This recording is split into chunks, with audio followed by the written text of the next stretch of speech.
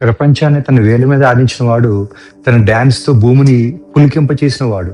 The legend Michael Jackson. కానీ అతనికి ఒక వింత కోరిక ఉండేది. అదేంటంటే 150 ఏళ్ళు బతకాలని.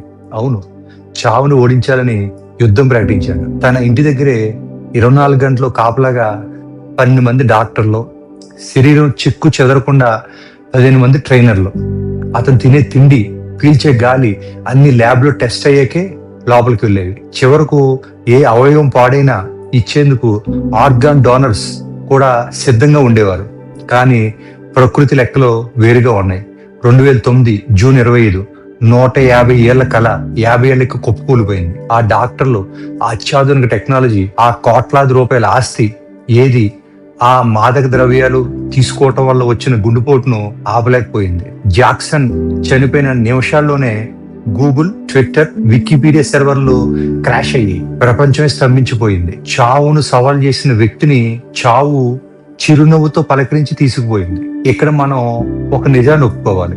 జాక్సన్ లాంటి వాడే ఏమీ పట్టుకోలేకపోయాడంటే మరి మనం ఎవరి కోసం సంపాదిస్తున్నాం? పక్కవాడికి చూపించుకోవడానికి కొనే లగ్జరీ కార్ల కోసమా? కాస్త ఆలోచించండి. పోగు పెడుతున్న ఈ ఆస్తులో మీ పిల్లల సమర్థత ఉందా, లేక మీ అభద్రత భావం ఉందా? ఈ వారం మీ పిల్లలతో ఆడుకున్నారా? కనీసం మీకోసం మీరు 5% డబ్బునైనా మనస్ఫూర్తిగా ఖర్చు పెట్టుకున్నారా?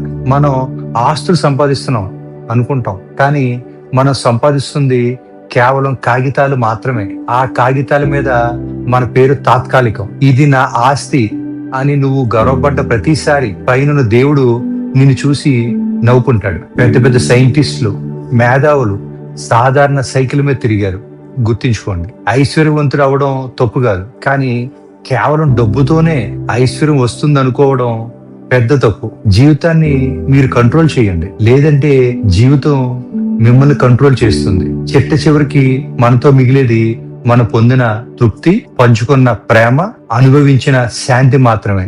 దురదృష్టం ఏమిటంటే ఈ మూడింటిని మీరు డబ్బుతో కొనలేరు. ఈ క్షణమే మీ వాళ్లకు కాస్త సమయం ఇవ్వండి, హాయిగా నవ్వండి. ఎందుకంటే శ్వాస ఆగిపోయాక వెనక్కి తిరిగి చూసుకుంటే బతికాము అని గుర్తుండాలి, కానీ దాచాము అని లెక్కలు కాదు. మీకు ఈ మాటలు నిజం అనిపిస్తే కనీసం ఒక్కరికైనా ఈ వీడియో షేర్ చేయండి. ఎవరికో ఒకరికి ఇది కొత్త జీవితాన్ని ఇవ్వచ్చు.